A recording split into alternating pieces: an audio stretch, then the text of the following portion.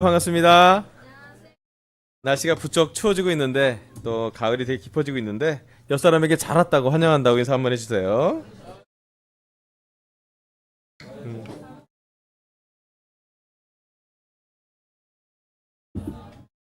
아멘. 와보니까 성탄 장식이 너무 예쁘지 않습니까? 벌써 우리가 11월 14일인데 성탄 장식을 잘 준비해서 우리 캠퍼스랑 뜨기 몇몇 여러분들 같이 준비했는데 수고해주신 손길에 너무 감사의 마음 전하겠습니다. 그래서 합심하니까 되게 좋고요. 준비하니까 되게 성탄이 미리 준비되는 것 같아서 너무 좋습니다. 좋은 소식 있습니다. 지난주 우리 그 결혼부 단풍여행하는 그 시기에 우리 김영혁 윤정 부부한테 우리 딸 유진이가요 피아노 콩쿠르를 갔는데 2등 했대. 2등. 축하드립니다. 아멘. 유진이 되게 수줍어 하는데 되게 좋아서 2등 했다는데 언제 한번 저 교회 예, 이익과 아버님이 놀랍다고 얘기하시고 그래서 한번 유진이가 한번 성탄 때 한번 쳐줬으면 좋겠다는 생각이 들어서 너무 좋았고요. 단풍 구경하러 또 여행 가시는 결혼부 너무 수고하셨고요. 거기도 제가 잠깐 갔었는데 특별히 그 집을 다 열어서 준비해준 우리 조미 조희정 부부에게 너무 감사의 마음 전하고 싶고요. 또 그 되게 고기 많이 먹 좋은 양질의 고기를 먹어서 감사했고요. 그 다음날 주일 예배는 되게 좋았어요, 사실은. 그 다음날 예배 때 사람도 많이 적어서 조금 이렇게 적적할 줄 알았는데 은근 또 사람도 많이 왔고요. 또 오재욱 형제가 찬양도 인도하고 강주혜 자매가 또 이렇게 반주도 하고 그래서 되게 그 안에서 되게 특별한 예배를 좀 드렸고요. 저도 토요일 날은 그때 우리 단풍구역팀이랑 함께 있었고 또 일요일 날은 주일 예배 함께 할 수 있어서 너무 좋았습니다. 끝나고 또 뭐 성역 공부도 있었고 되게 스케줄이 좀 많았는데 하나님이 잘 준비해줘서 좋은 시간을 보냈습니다. 우리 느헤미야 9장 잠깐 보도록 하겠습니다. 느헤미야 9장.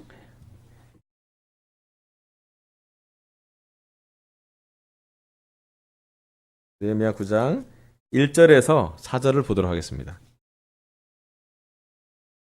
그달 24일에 이스라엘 자손이 다 모여서 금식하면서 굵은 베옷을 입고 먼지를 뒤집어 썼다. 이스라엘 자손은 모든 이방 사람과 관계를 끊었다. 그들은 제자리에 선 채로 자신들의 허물과 조상의 죄를 자백하였다. 모두들 제자리에서 일어나서 낮의 4분의 1은 주 하나님의 율법을 읽고 또 낮의 4분의 1은 자기들의 죄를 자백하고 주 하나님께 경배하였다. 4절. 단 위에는 레이 사람 예수아와 바니와 감미엘과 스바냐와 분니와 세레바와 바니와 그나니가 올라서서 주 하나님께 큰 소리로 부르짖었다. 아멘. 여러분 지난주 느헤미야 8장에서는 에스라가 말씀을 읽었을 때 이스라엘 온 백성이 아멘 하고 반응하고 또 머리를 숙여 경배하고 또 눈물을 흘리면서 자기의 마음을 나누는 것을 말씀을 나눴습니다. 그리고 나서 그들이 한 절기를 오래된 창고에서 발견된 그 초막절이라는 절기를 지내게 됐고 그들이 기뻐하면서 살진 고기를 먹으면서 하나님께 찬양하는 시간을 보게 되었습니다. 사실 그 초막절 연구를 또 해보니까요. 여호수아 때부터 여호수아 때 지켰다가 안 지켜주고 마지막에 지금 우리 느헤미야 때 지켰잖아요. 그 기간이 1000년이었대요. 와, 1000년 동안 안 지켰던 절기가 새롭게 복원됐어요. 그래서 일주일 동안 텐트 치고 초막 만들고 말씀 보고 그런 시간을 받았습니다. 이제 느헤미야 9장은 그 다음 구절이에요. 일단 백성들이 일주일 동안 에스라가 전하는 말씀 율법을 듣고 마음에 되게 깊게 와닿고요. 그 다음에 그 달에 24일 우리나라로 양력으로 치면 BC 444년 10월 30일 정도에 이런 일이 벌어졌답니다. 말씀을 일주일 동안 꾸준히 들으면 백성들이 하는 반응이 이렇습니다. 여기 말씀 보면 어떤 반응을 하나요? 네. 그들이 금식을 하고요. 굵은 베옷을 입고 먼지를 뒤집어 쓰고 모든 이방 사람과 관계를 끊었고요. 그리고 자신들의 허물과 조상의 죄를 자백했다고요. 오늘 설교 주제가요. 백성들이 죄를 뉘우치다입니다. 여러분, 일주일 동안 또는 한 달 동안 하나님의 말씀을 깊게 명상하고 깊게 묵상하고 마음속에 와닿을 때 이스라엘 백성의 자연스러운 반응은 그들의 죄를 뉘우치려는 모습을 보입니다. 근데 놀라운 건 뭐냐면 이 당시에 이스라엘 사람들이 정말로 영적인 상태는 아니었던 육적으로 풍부한 상태도 아니었고 영적으로 완전히 회복된 상태는 아니었어요. 하지만 느헤미야가 성벽을 재건하고 에스라가 성전을 재건하고 그 모든 성전과 성벽이 재건된 다음에 그들이 했던 가장 영적으로 잘했던 건 뭐냐면 말씀을 주기적으로 계속 아침부터 정오까지 읽게 한 거였어요. 그리고 심지어 여기 3절에 보면 백성들이 모두 제자리에 나서 낮의 4분의 1은 율법책을 읽고 또 낮의 4분의 1은 자기 죄를 자백하고 주 하나님께 경배했다는 말씀이 나옵니다. 놀랍지 않습니까? 모든 백성이 이스라엘 포로로 갔다가 귀환된 약 한 4만 4천 명 되는 모든 백성이 한 곳에 모여서 그들의 초막절을 잘 지키고 천년 동안 지키지 않았던 하나님의 절기를 지킨 다음에 그들이 했던 행동은 뭐냐면 죄를 뒤집어쓰고 굵은 베옷을 입고 회개하는 모습을 가져가는 것입니다. 저는 그래서 느헤미야 8장과 9장이 느헤미야가 성벽을 재건하는데 그 수고로운 노력을 한 것에 대한 결과라는 확신이 좀 들었어요. 진짜 결과는 성벽이 재건된 것뿐만 아니라 성전이 재건된 것뿐만 아니라 가장 영적으로 하나님이 즐거워하시고 기뻐하시는 영적인 부활은 그들의 죄를 고백하는 회개의 시간이었다고 저는 개인적인 확신이 들었습니다. 참 죄를 뉘우치는 건 쉽지 않은 일이에요. 그런데 언제 죄를 뉘우치는지 우리에게 시점이 있습니다. 첫 번째는 죄를 지은 그날 우리가 회개할 수 있어요. 죄를 지은 그날 그 시점에 하나님을 사랑하는 사람에게 죄를 고백하고 또 하나님께 죄를 고백하고 그 다음에 그날 당일날 회개할 수 있어요. 아멘. 많이 격려하는 건 사실 이런 격려예요. 오래 갖고 있지 않는 거예요. 근데 두 번째 또 다른 회개의 시점을 얘기하는데 이 회개의 시점은 좀 다른 시점을 얘기합니다. 무슨 시점이냐면 말씀을 깊게 깨달았을 때 오는 회개가 있어요.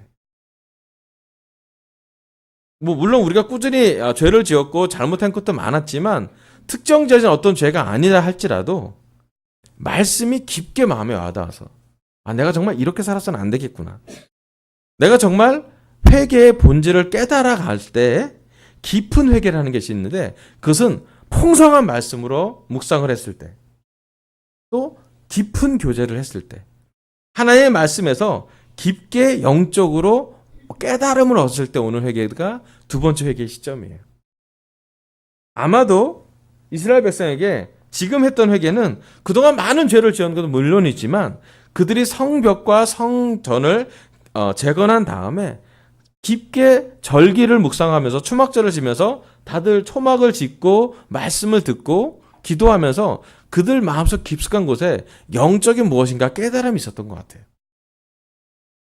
그래서 누가 시키지 않아도 백성들 스스로가 회개, 뉘우치게 된다는 모습을 보여줍니다. 그래서 오늘은 우리의 죄도 우리 강승태의 죄를 지은 우리도 우리의 마음을 보면서 한번 회개하는 시간을 가지면 좋겠어 이 말씀을 준비해 봤습니다. 죄라는 단어는 그 언어가 관역을 벗어난 화살이라는 뜻이에요. 하나님은 우리를 하나님의 목적에 부합하게 하나님의 뜻에 맞게 창조하셨고 창조된 의도대로 우리가 달려가고 있다면 우리는 관역을 향해서 가는 화살일 텐데 하나님의 창조 의도와 관계없이 우리가 원하는 대로 관역을 벗어난 삶을 살 때가 우리에게 종종 있습니다. 그렇지 않나요? 사실은 우리한테 강석 특별히 제자들 때 저와 우리 제자들에게 죄에 대한 회개가 필요할 때가 있어요. 한번 물어보고 싶어요. 여러분 죄를 회개하고 있습니까? 좀 무겁죠? 이러면 질문하면. 죄가 막 기억나지 않습니까? 네. 여러분 나는 요즘 나는 너무 죄에서 회개하고 잘 지내고 있다고 생각하는 사람은 손 들어주세요. 이러면 또 없죠. 그렇다면 여러분이 하나님과 관계에서 회개해야 될 죄는 뭔지 한번 생각해 보시면 좋겠어요. 저한테 얘기 안 하셔도 돼요. 생각을 해봤으면 좋겠어요. 이 말씀을 듣기 전에 우리 스스로 한번 말씀이 많이 들어갔을 때 우리 삶에 어떤 걸 회개하면 좋을지 한번 생각해 보면 좋겠습니다. 그리고 이 느헤미야 9장을 통해서 우리가 느헤미야 9장에서 백성들이 했던 것을 배워가면서 우리의 회개의 과정도 같이 나눴으면 좋겠어요. 함께 느헤미야 9장 6절에서 9절 보도록 하겠습니다. 느헤미야 9장 6절에서 9절입니다. 주님만이 홀로 우리의 주님이십니다. 주님께서는 하늘과 하늘 위에 하늘과 거기에 딸린 별들을 지으셨습니다. 땅과 그 위에 있는 온갖 것, 바다와 그 안에 있는 온갖 것들을 지으셨습니다. 주님께서는 이 모든 것에게 생명을 주십니다. 하늘의 별들이 주님께 경배합니다. 주 하나님께서는 아브라함을 택하시어 바빌로니아의 우르에서 이끌어내시고 그 이름을 아브라함이라고 고쳐서 부르셨습니다. 아브라함의 마음이 주님 앞에서 진실하심을 아시고 가나안 사람과 헷 사람과 아모리 사람과 브리스 사람과 여부스 사람과 기르가스 사람의 땅을 그 자손에게 주시겠다고 그와 언약을 세우셨습니다. 주님께서는 의로우셔서 말씀하신 것을 지키셨습니다. 주님께서는 우리 조상이 이집트에서 고난받는 것을 보시고 홍해에서 부르짖을 때 들어주셨습니다. 아멘. 자, 그들이 회개하는 굵은 베옷을 입고 금식을 하면서 먼지를 뒤집어 쓰면서 회개하고 있는 그 과정에서 나왔던 기도가 바로 이런 기도가 나옵니다. 죄를 뉘우치는 기도를 하는데 그 기도의 첫 부분쯤에 무엇이 나오냐면 주님만이 홀로 우리의 주님이라고 하십니다. 백성들이 회개를 했다는데 첫 번째 회개의 모습은 뭐냐면 나 중심이 아니라 하나님 중심으로 돌아가는 것이 회개라는 것이에요. 이 구절을 잘 보면 제일 먼저 그들이 이스라엘 백성이 느헤미야 9장에서 나온 회개의 본질은 하나님이 하신 것을 얘기하는 거였어요. 하나님이 누구신지, 창조주 하나님, 하늘의 별들을 만드신 하나님, 땅의 모든 것들을 지으신 하나님, 바다의 모든 것을 지으신 하나님, 그 하나님이 아브라함을 아브라함으로 부르면서 사람들에게 믿음을 주었다는 것을 이야기를 하고 있습니다. 여러분, 만약에 우리 모든 강사제자들이 죄에서 회개하고 싶다면 제일 첫 번째 해야 될 건 뭐냐면 죄에서 회개한다는 그 단계의 첫 번째 단계는 내 중심이 아니라 하나님 중심으로 생각을 옮겨가야 합니다. 때로는 우리가 회개를 단순하게 내가 했던 잘못된 행동을 멈추고 돌이키는 것으로 1차적으로 해가서는데 그것도 맞아요. 그런데 우리가 명확히 봐야 될 건 뭐냐면 우리의 관역은 우리가 목표로 삼아야 될 것은 예수님이에요. 우리가 닮아가야 할 분도 예수님이고요. 죄에 대한 회개의 본질을 깨닫는 분도 예수님이고요. 죄를 회개시킬 정도의 능력을 주시는 분도 예수님이고요. 예수님의 십자가가 있기 때문에 우리에겐 오늘 회개의 기회가 주어지는 것입니다. 즉, 회개의 가장 큰 본질은 나를 중심으로 나의 의미, 내가 지은 내 행동, 나의 것의 중심이 되는 것이 아니라 제일 중요한 건 하나님과 예수님 중심으로 우리를 옮겨 놓는 것이에요. 여기 느헤미야 9장에서는 그래서 하나님 하신 게 얼마나 놀라우신 건지, 우리 하나님이 얼마나 놀라운 창조자이신지, 그리고 우리 하나님이 얼마나 우리에게 많은 은혜를 베푸신지를 끊임없이 9장 내내, 기도 내내 작성하고 이야기하고 있습니다.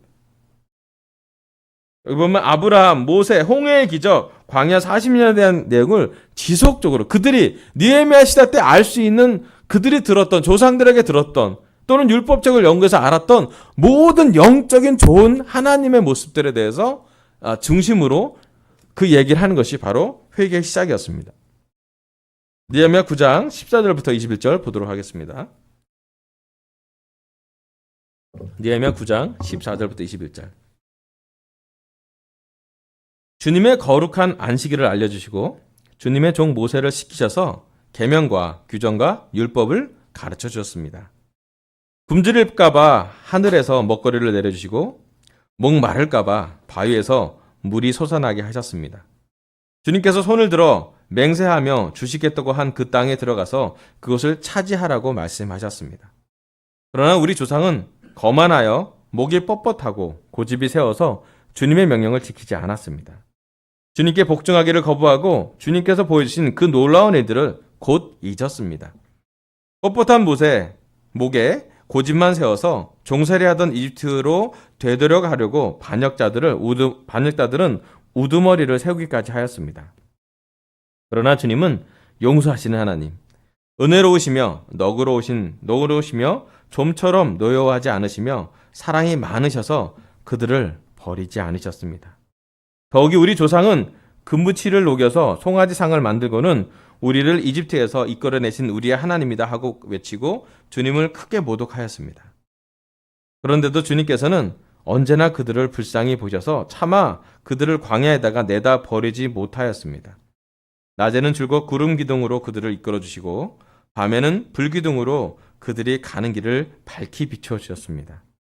선한 영을 주셔서 그들을 슬기롭게 하셨습니다. 그들의 입에 만나가 끊이지 않게 하시며 목말라 할 때에 물을 주셨습니다. 광야에서 40년 동안이나 돌보셔서 그들이 아쉬운 것 없게 하셨습니다. 옷이 헤어지지도 않았고 발이 부르트지도 않았습니다. 아멘. 백성들이 회개하는 모습을 계속 가져가면서 그들이 계속 묵상했던 건 뭐냐면 하나님이 하신 것과 하나님의 은혜와 하나님의 자비로우심과 하나님의 기적과 역사를 지속적으로 묵상하는 것이었어요. 그런데 반해서 이스라엘 백성은 고집이 세고 거만하고 목이 뻣뻣해서 하나님의 말씀을 듣지 않았다고 합니다. 그들이 그게 죄라고 규정하고 있어요. 하나님 명령하신 걸 지키지 않았다는 것이죠. 하지만 하나님은 은혜롭고 용서를 많이 하는 분이시기 때문에 그들을 지속적으로 인내하시면서 사랑하는 모습을 보여주고 있습니다. 만약에 우리가 오늘 죄를 회개하고 싶다면, 우리 마음을 뉘우치고 싶다면 우리 마음 안에 선명히 기억해야 될 것이 있는데요. 바로 하나님의 은혜로우심이에요. 우리 안에 선명히 기억할 게 있다면 예수님의 십자가의 본질입니다. 우리 모두 배웠어요, 십자가를.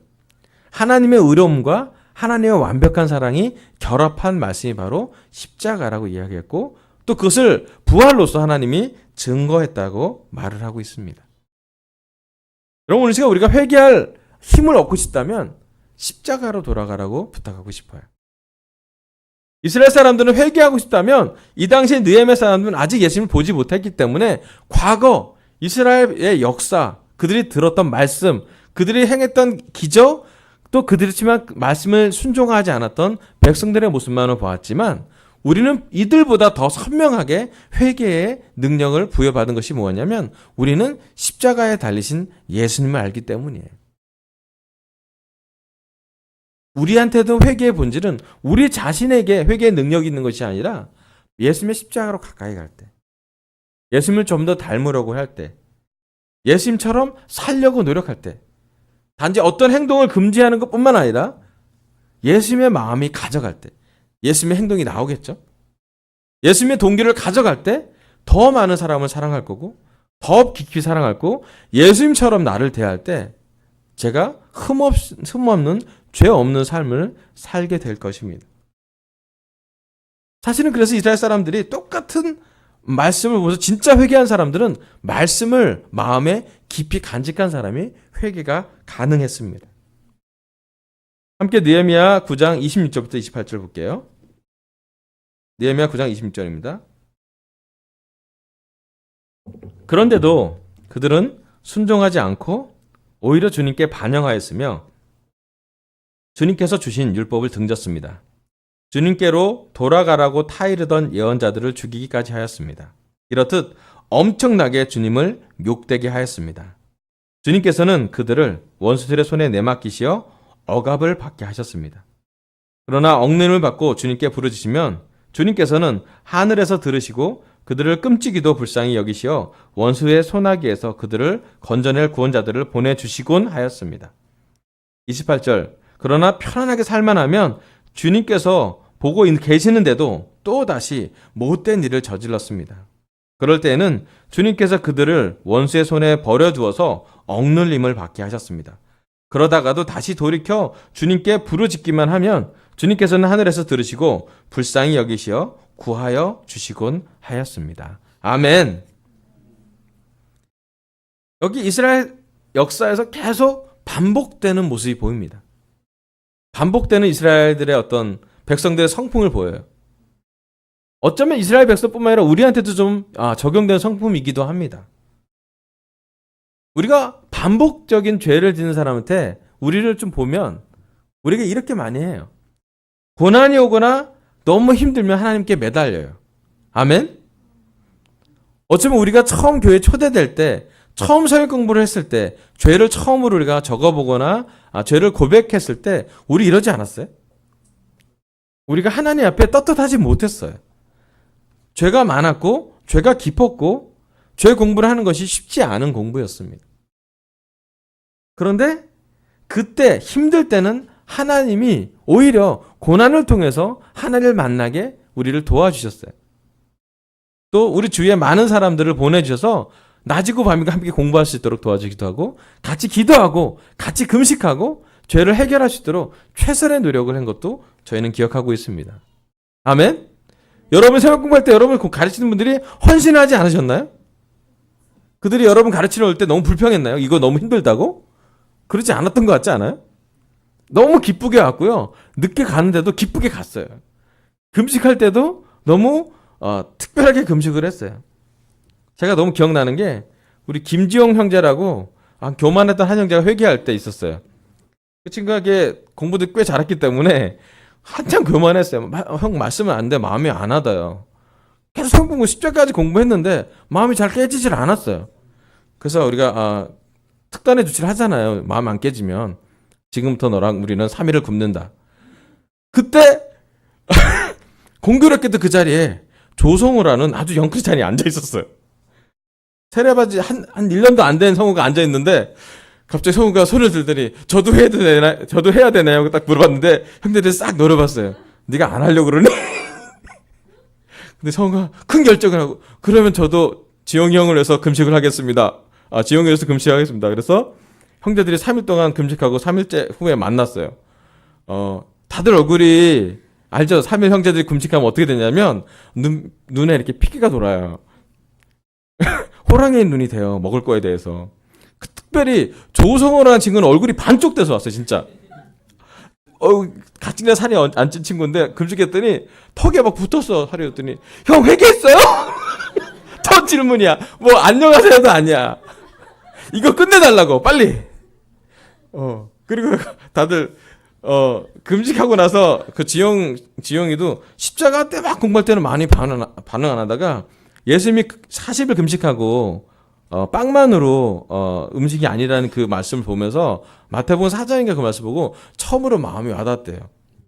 처음 와닿대요. 사람이 빵만으로 살아서는 안 되는 거야. 자기 지금 금식하고 있으니까. 그리고 나서 그 친구가 이제 회개하고 이제 세례를 받았죠. 지용 형제가 세례 받을 때 가장 기뻐했던 게 조성우 형제였어요. 그리고 생각했어요. 우리가 같이 금식하기가 너무 좋았다고.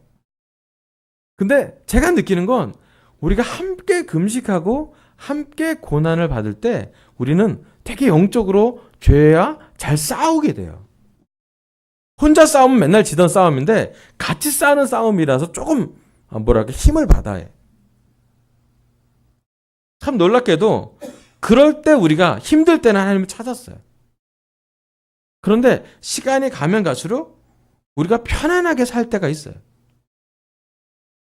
점점점 우리가 고난이라 막 절박하게 원했던 것을 막 구할 때랑 좀 다르게 좀 먹고 살기 편한 시대가 와요. 그죠? 요즘 같은 시대 있잖아요. 누가 여러분 막 괴롭히지 않잖아요. 네, 우리 민호는 많이 괴롭히는 것 같은데. 자꾸 좀 더 편안하게 죄에 대해서 무딘 마음이 가질 때가 있고, 말씀을 매일 읽다가도 어느 날은 말씀에 대해서 마음이 좀 멍해지고, 몸이 좀 이렇게 살이 찌면서 또 영적으로 좀 둔해지면서 여러 가지 많은 좀 이렇게 무디어가는 마음이 생겨갈 때, 우리는 하나님이 보고 계시는 걸 알면서도 우리 삶에 작은 죄들을 쌓아놓기 시작해요. 사실은 그런 것이 반복되었던 것이 이스라엘 역사였어요. 마지막엔 결국 느헤미야 세대 전에 어떤 일이 벌어지냐면, 바비로니아 제국이 이스라엘을 침공해서 다 끌고 가요. 여러분도 다 아시겠지만 코와 귀에 체인을 담아서 다 이스라엘 사람들 끌고 가요. 그렇게 이스라엘 사람들이 수모를 겪습니다. 그리고 이미 그 수모가 있는 상황에서 느헤미야는 그 페르시아 제국에서 다시 와서 성벽을 재건하는 시대에 살았던 거예요. 그런데 놀라웠던 건 뭐냐면, 이들이 성전과 성벽을 재건한 다음에 그들이 말씀을 충분히 읽었을 때, 말씀 안에 충분히 왔을 때, 그들이 이스라엘 백성들이 잘못해가는 패턴을 분석해내요. 고난이 있을 때는 하나님을 찾고 편안해지면 하나님을 멀리하는, 어쩌면 우리가 지금 갖고 있는 편안이 하나님을 멀리할 수 있는 그런 위기가 될 수 있다는 것도 그들이 깨닫게 됩니다. 어쩌면 여러분, 우리가 지금까지 교회에서 하나님을 찾을 수 있는 이유는 우리 삶의 크고 작은 고난 때문일 수도 있을 거예요. 만약에 우리에게 완벽한 만족이 주어진다면, 우리가 원하는 완벽한, 우리가 했던 모든 기도가 이루어지고 완벽하게 우리에게 채워진다면, 과연 우리는 하나님을 지속적으로 의지할 수 있었을까요? 어쩌면 우리한테 하나님은 고난을 줌으로써 지속적으로 하나님께 부르짖고 하나님을 의지하라고 우리에게 도움을 주고 있는지도 몰라요. 또 하나는, 죄를 계속 지으면 지을수록 우리가 하나님을 더 많이 찾아야 할 때가 온다는 것이에요. 죄의 결과를 계속 반복한다면 우리 삶은 하나님을 처음 만날 때보다 더 안 좋은 삶으로, 나락으로 떨어질 수가 있는 것이에요. 이스라엘 백성에게 죄의 회개는 바로 그들의 역사 속에서 하나님과 보냈던 시간을 통해 그들이 지속적으로 배우는 것을 의미했습니다. 마지막으로 느헤미야 9장 33절부터 38절을 보도록 할게요.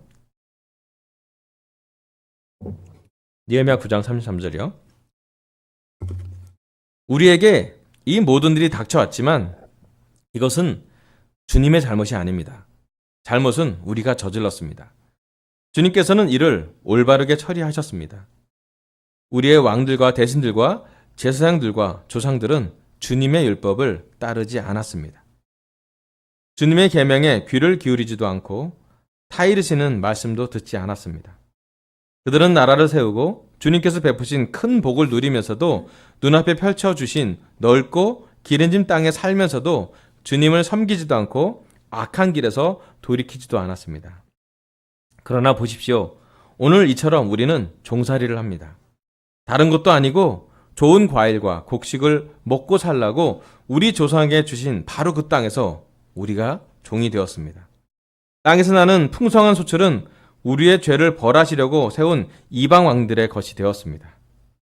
그 왕들은 우리의 몸뚱이도 우리의 가축도 마음대로 부립니다. 이처럼 우리는 무서운 고역을 치르고 있습니다. 38절. 이 모든 것을 돌이켜 본 뒤에 우리는 언약을 굳게 세우고 그것을 글로 적었으며 지도자들과 레위 사람들과 제사장들이 그 위에 서명하였다. 아멘. 여기 느헤미야 9장 33절에 보면 이 모든 일이 닥쳤을 때 이스라엘 백성이 명확하게 얘기를 해요. 주님의 잘못이 아니라고요. 잘못은 우리가 저질렀습니다 하고 고백하는 장면이 나옵니다. 백성들이 죄를 휘어치는 오늘 설교 두 번째 포인트는요, 회개는 나의 포커스가 아니라 하나님을 포커스하는 것으로 이야기하고 있어요. 하나님 중심이 되었을 때 회개가 가능하고요, 또 지속적으로 하나님을 집중할 때 회개를 계속 지속할 수 있는 것을 보입니다. 여기 9절에 보면 그들이 광야 생활을 떠나서 가나안 땅을 정복했잖아요. 아멘. 그래서 여호수아 때 정복을 다 끝내요. 놀랍죠? 하지만 그 땅에서 1000년 동안 살게 돼요. 심지어. 그런데 그 1000년 동안 살면서 그들과 하나님 관계가 더 좋아지지 않았어요. 더 나은 땅이었고, 광야가 아니었고, 젖과 꿀이 흐르는 땅이었고, 과일을 얻을 수 있는 땅이었고, 짐승이 잘 클 수 있는 환경이었고, 곡식을 얻으면 소출이 많은 땅이었는데, 더 노예 시절이 아니라 이스라엘 국가를 세우고 더 나은 환경이었는데도 불구하고 그들과 하나님과 멀어졌음을 그들이 경험했어요. 심지어 느헤미야 시대 때는 어떤 시대냐면 하나님이 약속의 땅에서 그들은 종살이를 합니다. 심지어 예수님 시대도 마찬가지죠. 하나님이 주신 약속의 땅에서 그들은 로마 지역에 로마 제국의 한 정복지로서 살게 됩니다. 사실은 죄의 결과는 좀 무섭습니다. 특별히 구약시대는 죄를 지으면 그 대가가 아주 크게 명확하게 제시된 적이 많습니다. 이스라엘에게는 조상이 죄를 졌더니 그 후손들은 지금 그들이 원하지 않지만 종이 되었고요. 그들이 원하지 않았지만 소가장농이 되었고 그들이 원하지 않았지만 무서울 정도로 고역한 삶을 살게 되었습니다. 자, 이게 느헤미야 9장에서 나오는 죄의 결과였어요. 오랫동안 죄를 회개하지 않았던 민족의 결과라고 볼 수 있어요. 자, 이제 우리한테 한번 적용해 볼게요. 자, 이스라엘 백성들이 오랫동안 회개 안 했더니 그 자손들이 종살이하고 소장농으로 살고 노예로 살고 그렇게 살게 됐어요. 우리한테 적용해 볼게요. 여러분, 우리가 지속적으로 회개하지 않고 영적으로 계속 무뎌지고 딱딱한 마음을 살게 된다면 우리의 자손들은 어떻게 될까요? 우리한테 한번 물어봐야 될 거예요. 여러분, 우리 아이들은 제자가 되길 원하지 않습니까? 아멘? 우리 아이들이 좀 더 영적으로 건강한 환경에 살고 싶게 하지 않습니까? 우리 아이들이 진짜로 성장하는 교회에 함께 있고 그런 경험을 해보기 원치 않습니까? 더 정확하게 얘기하면 저는 우리 캠퍼스가 200명으로 성장했던 제 경험을 경험하길 바라요. 우리 10명으로 시작했어요. 못 지내는 10명. 죄 많은 10명. 연좌제가 적용된 10명. 한 명 죄지면 다 10명 금식했고 그랬으니까. 그런데 어느 시점 우리가 결정하고 이 시대에 우리가 같이 말씀을 전해야 된다고 했을 때 10명에서 200명 되는 것을 한 8년 동안 캠퍼스 생활에서 경험했어요. 우리는 각자 보잘것없는 대학생이었는데 미니스트리가 막 생겼어요. 연대 미니스트리가 생기고 한양대 미니스트리가 생기고 이대 미니스트리가 생기면서 연대, 한양대, 이대가 고루 성장해서 서울대도 생기고 고대도 생기고 과일촌이라 그래서 지방대도 생기고 되게 캠퍼스가 많아졌어요. 200명 캠퍼스가 됐을 때는 한 캠퍼스 인턴이 한 10명 정도 캠퍼스를 섬기는 전임들이 되게 섬겼던 것 같아요. 저는 우리 캠퍼스가 그런 걸 경험해 보기를 꿈꾸고 기도하고 있어요. 그거보다 사실 더 놀랍기를 기도하고 있어요. 여러분 싱글 기억나요? 우리 싱글 멤버가 1000명이 될 때가 있었어요. 그래서 우리 한군회관에 그때 우리 김민호 형제가 싱글이었는데 그때는 민호가 누구 안 시키고 자기가 의자를 날렸었어요. 근데 그때 민호가 막 의자 나르면서 형 의자가 모자라요. 그때 1000명 그 모임일 때 한 1300명 정도 예배가 왔었어요. 싱글 수련회 1000명이 갔었어요. 그 기억이 나요. 여러분 결혼부 어땠나요? 우리 98년 우리 전체 교회 아이 오브 타이거에서 일본 교회랑 같이 우리가 주빌리 했었잖아요.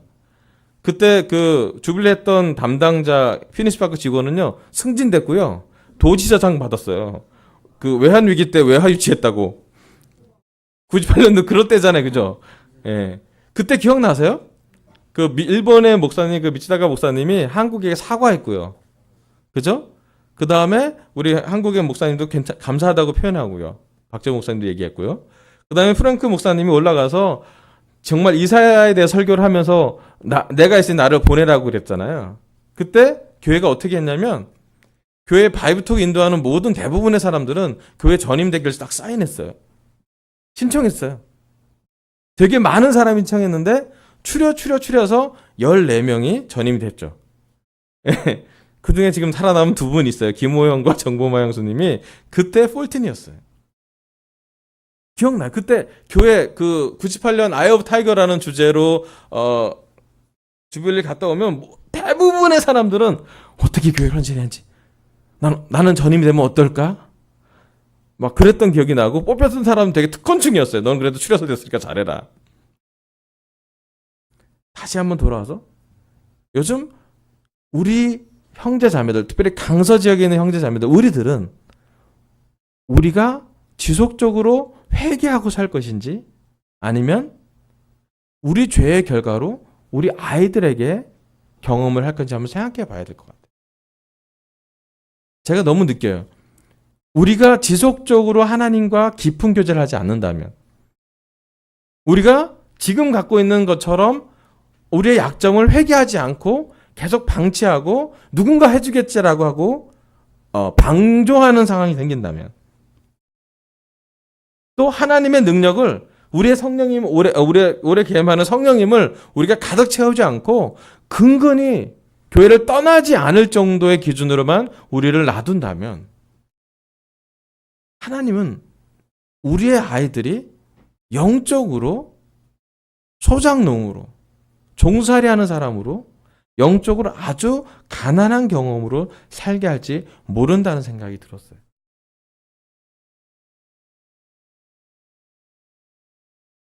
이들은 그래서 느헤미야 9장 때 결정합니다. 회개한 것을 글로 적어요. 너무 창피한 얘기지만 회개한 모든 내용을 다 글로 적습니다. 그리고 언약을 굳게 세우고 인도자들이 다 거기다 서명해요. 그 모든 행동으로 가장 기뻐했던 건 바로 하나님이었을 거예요. 여러분, 느헤미야는 단순히 성벽만 그것을 잘 빌드업했던 사람을 끝난 게 아니라 그들과의 하나님과의 유대인과 하나님 관계를 정확하게 언약을 세울 정도로 마치 아브라함에게 하나님이 언약을 두었듯이 모세에게 하나님이 언약을 주어서 십계명을 주었듯이 느헤미야 시대 때 없었던 절기를 다시 부활시키고 나서 그들은 하나님께 회개하겠다고 명확하게 서명을 합니다. 여러분, 영적으로 부활한다면 바로 우리가 느헤미야처럼 살았으면 좋겠어요. 편안한 그 수산성의 페리사 성에서 술을 따르는 관리에서 느헤미야는 정말로 어려움을 되게 많이 겪었지만 그가 이스라엘까지 와서 성벽도 다 재건할 뿐만 아니라 그 당시에 영적인 사람들, 에스라랑 여기 나온 사람 중에 스바냐서를 쓰신 그 분도 나옵니다. 영적인 많은 사람과 그들이 마음을 합해서 다시 한번 이스라엘의 영적인 부흥을 이끌어냅니다. 그들의 현재 삶은 이스라엘이 바빌로니아의 속국이었고 그들의 지금 삶은 이제 겨우 성전을 만들고 이제 겨우 성벽을 만든 아주 초라한 나라에 있었지만 그들이 중심으로 했던 가장 놀라운 시간은 하나님과 말씀을 들으며 개인적으로 이스라엘 모든 백성이 다 회개했던 시간을 가졌다는 것이에요. 그들이 자기 중심이 아니라 하나님 중심인 걸 배웠고요. 자기를 포커스하는 것이 아니라 하나님을 더 포커스하고 집중하는 것을 경험하게 됩니다. 여러분, 이 시간 오늘은 무엇을 선택하고 싶습니까? 오늘 이 시간 우리는 특별히 강서 제자로서 이 강서 지역에 복음을 전하러 우리가 지금 1년하고 11개월을 지나가고 있어요. 여러분, 오늘 이 시간 하나님이 우리에게 무엇을 기대하고 있을까요? 첫 번째로는 말씀을 가까이 하는 것이고요. 두 번째는 우리가 우리 죄를 자백하고 회개하고 우리가 하나님과 언약을 세우기를 바랄 거예요. 어쩌면 우리가 매주 성찬하는 것이 바로 그 언약하는 것을 돌아다 보는 기회가 되면 좋겠어요. 매주 우리가 지었던 죄를 회개하게 시켜주는 하나님의 능력은 우리에겐 특권입니다. 죄를 보는 건 쉽지 않은 일인데요. 더 쉽지 않은 일은 그 죄에서 용서해주는 예수님을 볼 때 우리에겐 회개할 능력, 힘이 생긴다는 것이에요. 죄를 고백하고 그 죄를 회개하는 제자의 삶은 오늘도 우리에게 아주 큰 특권임을 기억하길 바랍니다. 여러분 주위에 회개하는 제자를 볼 때 우리는 어떤가요? 감동받지 않나요? 회개하는 제자를 볼 때 우리는 그들이 죄가 뭔지보다 더 중요한 건 그들이 회개하고 있다는 사실에 덜 감동해요. 제가 지난주 월요일 날 어떤 산 성역 공부에 들어갔어요. 우리 김동희 형제가 인도하는 김정훈이라는 캠퍼스의 그 친구의 성역 공부 들어갔는데요. 제자 공부였어요. 제자 공부. 근데 제자 공부를 FM대로 한다고 1차, 2차로 나눠서 하는데 지난 월요일이 2차였어요. 제자는 어떤 기준? 여러분 제자 공부 다 해본 지 아시잖아요. 우리 삶의 가장 중요한 가족보다 하나님을 더 사랑한다. 날마다 십자가를 지고 따른다. 자기 소유를 다 버린다. 이 세 가지 기준이 제자의 기준이라고 그랬어요. 들으면 우리도 찔리지 않아요? 여러분 그렇게 살고 있나요? 버릴 게 많은 소유가 많은 분들이 되게 찔리실 거예요 아마.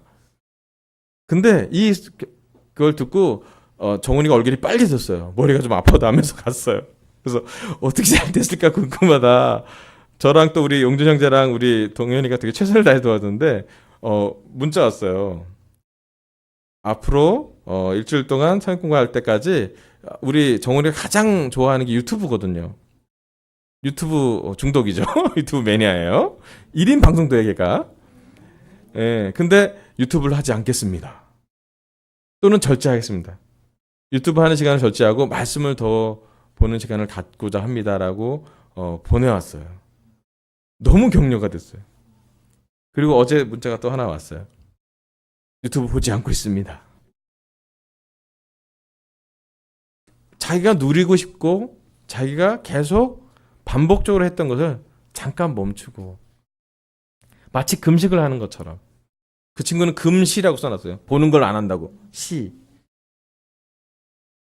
제가 너무 격려가 됐어요. 완벽하게 하지 않아도 완전하게 하지 않아도 자기 스스로 뭔가 하나님을 위해서 내려놓을 수가 있다면 저는 그게 정말 아름다운 회개라는 생각이 들었습니다. 여러분, 우리가 이 자리에 강서센터를 세울 때에는 하나님 중심의 교회를 세우기로 결정을 내린 겁니다. 아멘. 또 부족하지만 하나님이 인도하시는 것을 우리가 경험하고 싶어요. 그리고 특별히 올해는 성령이 가득한 삶을 살기를 원해요. 여러분 그렇다면 기억하세요. 느헤미야 9장처럼 이스라엘의 사람들이 절기를 지키고 회개했던 것처럼 우리도 한번 시도해 봤으면 좋겠습니다. 우리 삶에 어떤 것을 절제해야 된다면 오늘 한번 결정해 보세요. 큰 거 아니라도 괜찮아요. 작은 거라도 여러분 결정했으면 좋겠어요. 그리고 이번 주일날 예배 왔을 때 여러분이 절제해서 성공했던 단 한 가지라도 결정한 걸 나눴으면 참 좋겠습니다. 그리고 기억하시면 좋겠어요. 여러분이 하지 말아야 될 걸 절제하는 것보다 더 많이 해야 될 것은 여러분 안에 풍성하게 말씀을 기억하는 일인 걸 거예요. 말씀대로 살려고, 말씀을 깨달으려고, 또 말씀을 서로 나눠서 말씀을 서로 나눠주는 시간을 갖는 것도 너무 중요한 것 같습니다. 여러분 이번 주에 죄가 자백해야 될 것 있다면 여러분 가까운 영적인 사람을 통해서 자백을 하시고요. 또 이번 주에 여러분 절제해야 될 것이 있다는 사람처럼 절제하기로 결정하고 나누시고요. 그럼 다음 주에 우리 성찬을 할 때 너무나 기쁜 마음으로 함께 정말 죄를 백성이 회개했던 이 시간처럼 느헤미야 9장처럼 우리 모두 함께 기쁘게 예배를 드리길 바라면서 설교를 마치겠습니다. 감사합니다.